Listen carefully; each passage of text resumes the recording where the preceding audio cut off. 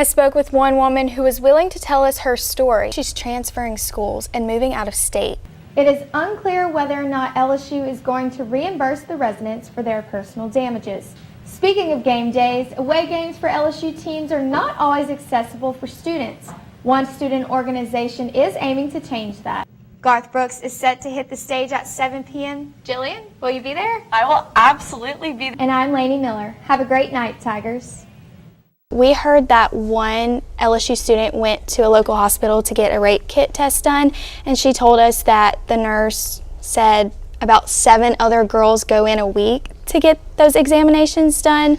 Do you think that's accurate? So not necessarily 7 college students. We are at a point here in Region 2, which is East Baton Rouge Parish and the surrounding parishes, where we do about 1 a day. So anywhere between 300 to 400 a year. Now it varies. Sometimes it's 4 a day, sometimes it's none, but we average about 350 exams a year. So those are not all college students, but yeah.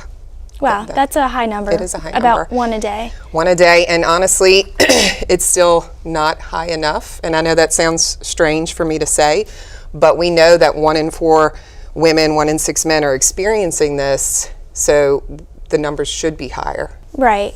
About how many of those that actually do come in, do you predict that they are actually college aged? So I looked at the numbers from 2021, and we did 324 forensic medical exams, which is what we call them. It's a rape kit, but it's a little bit more than that. We know we take care of the whole patient. But 71 of those were between 18 and 24. Like, how many college-age students do you think don't actually go in to get one done? I think there's probably a great number. Sexual assault is the most underreported crime, and there are so many reasons for that, right? It's the culture that we live in. It's that victim blaming mentality that we have, where we talk about what a victim was wearing or the fact that they were drinking, and so that really leads to underreporting, right? Also the fact that it's a shame-based crime. It's very personal, so it's very difficult for people to report. And so I truly believe not a lot of people come forward that really should. And you said a lot of people don't actually report. Specifically for those college students at the university, why wouldn't they report it? For those reasons, just that it's a difficult, first of all, a college student is navigating a lot of things, right? Sometimes being away from home for the first time and having to take care of themselves where they had their parents to take care of them before. So it's just a lot to navigate. And then the whole peer pressure thing, you know, friend groups, and it just makes it very difficult to come forward. And one of the things I think it's important for people to know is there's a federal law that says, and we do a lot of this, you can come in to the hospital and do what we call a non-report, meaning I can take care of you, I can do a head-to-toe assessment, treat you and test you for sexually transmitted infections, and collect evidence. And you do not have to talk to law enforcement, provided you're 18 years or older. You know, we're mandatory reporters, so anybody that's 17, 364 and under, we have a duty to report. But if you're 18 and above, we can collect that evidence so it's not lost and hold it for up to a year and really indefinitely. Right. And whenever you worked at the university, you had X amount of students come in a week. How many of those do you think you should have seen a week? Like, how many students at the university didn't actually come in and report? It's really hard to say a number, but I would venture to say many. And we know recently another arrest was made for one of the defendants in Madison Brooks's case, and it stemmed back to Tigerland in the same bar, Reggie's. You know, did y'all see a lot of survivors come in and their incidents started at Tigerland as well? I mean, sure we did. Really anywhere, and I'm real hesitant to blame certain places strictly because we want to put the blame on the perpetrators, right? We don't want to blame the alcohol, we don't want to blame the victims, we don't want to blame the places because it's going to happen no matter what.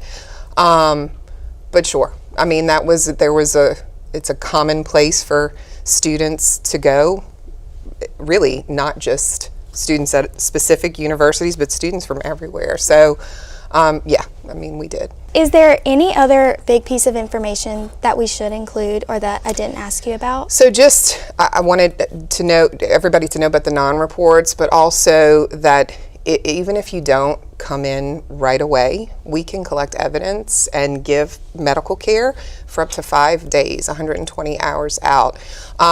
And so we encourage people to come in. There's no pressure. Nobody's going to force you to report. Nobody's going to force you to do anything you don't want to do. We just want to be able to take care of these victims. Well, this has really shown what it's like from the victim's perspective. I mean, what other obstacles do they have besides reporting when it comes to sexual assault? Their daily life, I found by interviewing this one survivor, that their daily life is kind of hindered. She said she was uncomfortable at home even, and she said she was scared to go to school because her assaulter is also a student at the same university. She even told me she's transferring schools and moving out of state. So, you know, just daily life is a lot harder for these victims. And then also, go and get medical help after this happens. She didn't go get medical or report anything until a year later because it was so hard to come to terms with that even getting medical help is a really big deal. And a lot of people don't even get that far. Yeah, you can see why it'd be underreported. Yeah, exactly. But it's important to note for these survivors that getting medical attention is very important. It's not supposed to be invasive, although it feels very invasive once again, but it's important for them to go get help and to know they don't have to report it to police or seek legal action. Well, thank you so much, Layne, for coming in and giving those reports. Of course.